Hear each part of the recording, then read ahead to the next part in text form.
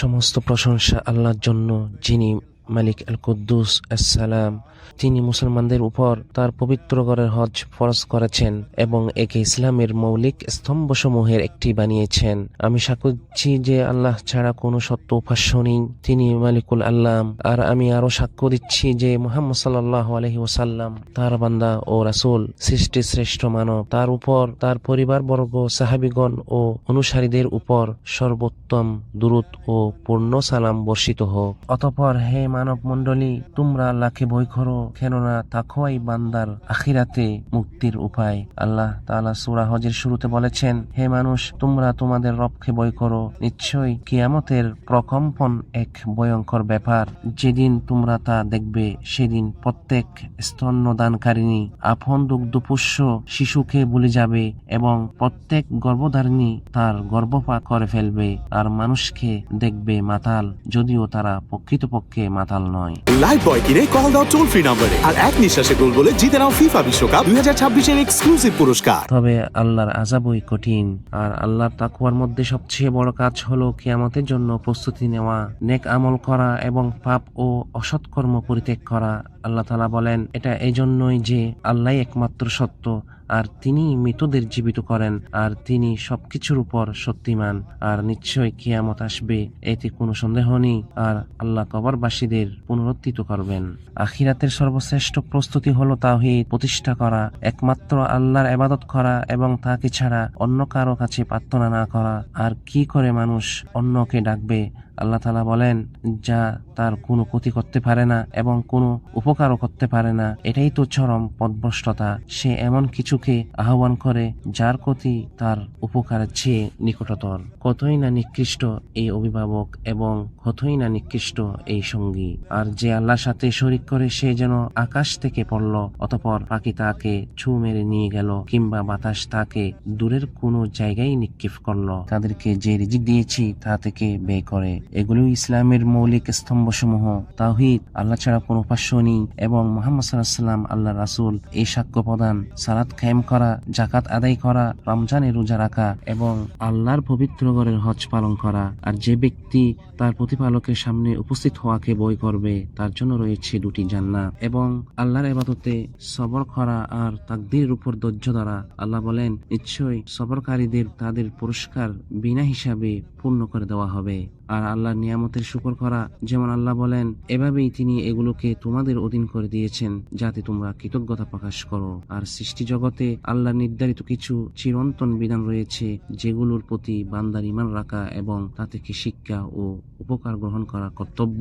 আল্লাহ তাআলা বলেন, নিশ্চয়ই আল্লাহ মুমিনদেরকে রক্ষা করেন এবং কোনো বিশ্বাসঘাতক অকৃতজ্ঞকে পছন্দ করেন না। আল্লাহ তাআলা বলেন, আর আল্লাহ অবশ্যই তাকে সাহায্য করবেন যে তার দ্বীনকে সাহায্য করে। নিশ্চয়ই আল্লাহ শক্তিমান, পরাক্রমশালী। আরো বলেন, আমি ধ্বংস করেছি কত জনপদ যেগুলোর বাসিন্দা ছিল জালিম। এসব জনপদ তাদের ঘরের ছাদ সহ ধ্বংসস্তূপে পরিণত হয়েছিল এবং কত কূপ পরিত্যক্ত হয়েছিল ও কত সুদৃঢ় প্রাসাদও।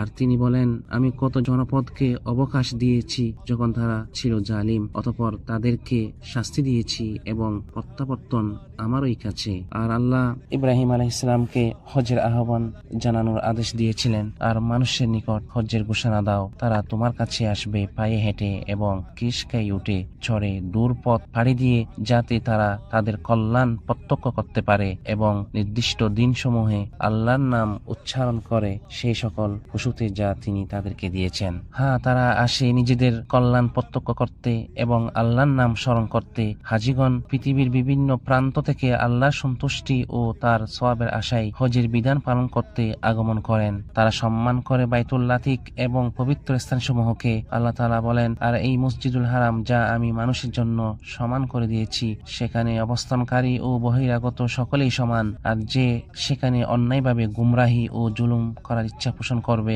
আমি তাকে যন্ত্রণাদায়ক শাস্তি আচ্ছাদন করব। তারা এসব পবিত্র স্থানে আসে তাওহীদের আহ্বানে সাড়া দিয়ে একমাত্র আল্লাহর ইবাদত করার জন্য এবং শিরক বর্জনের উদ্দেশ্যে। আল্লাহ তাআলা বলেন, আর যখন আমি ইব্রাহিমের জন্য ঘরের স্থান নির্ধারণ করে দিলাম, এই নির্দেশ দিয়ে যে তুমি আমার সঙ্গে কোনো কিছুকে শরীক করো না এবং আমার ঘরকে তাওয়াফকারী, নামাজে দাঁড়ানো, রুকু ও সিজদাকারীদের জন্য পবিত্র রাখে।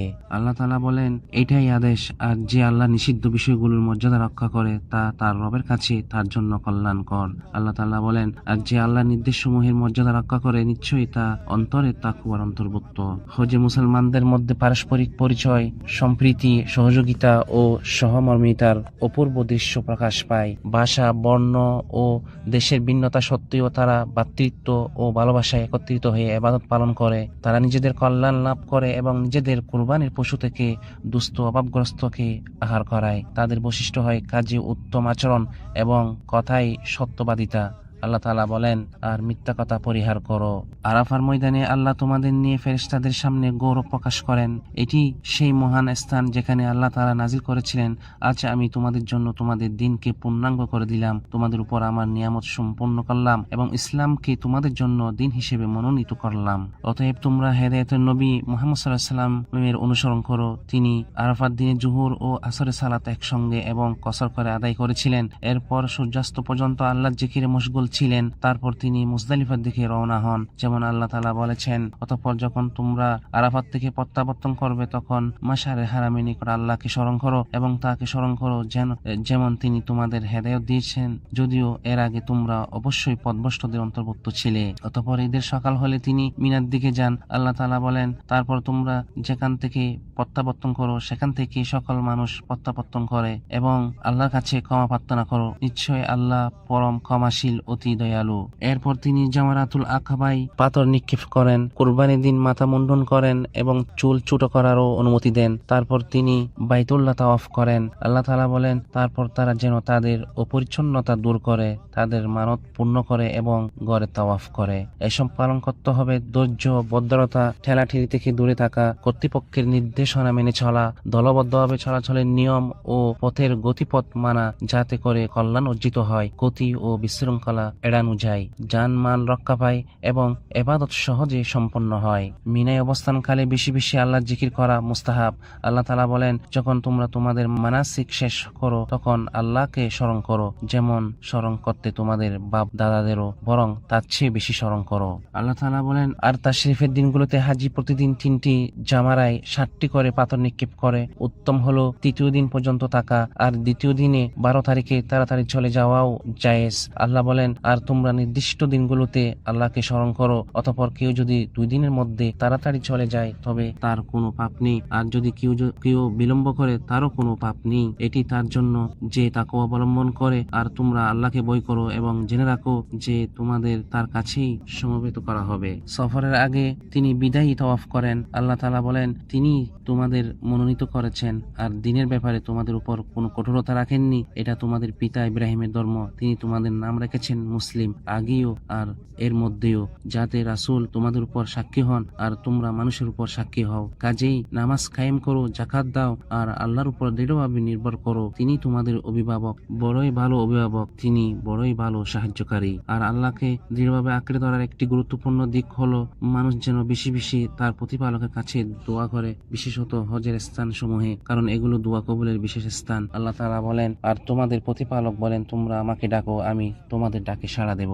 আর কেউ কেউ এভাবে দোয়া করেন, হে আমাদের প্রতিপালক, আমাদেরকে দুনিয়াতে কল্যাণ দাও এবং আখিরাতেও কল্যাণ দাও, আর আমাদেরকে জাহান্নামের শাস্তি থেকে রক্ষা করো। তারাই তাদের অর্জনের অংশ পাবে, আর আল্লাহ দ্রুত হিসাব গ্রহণকারী।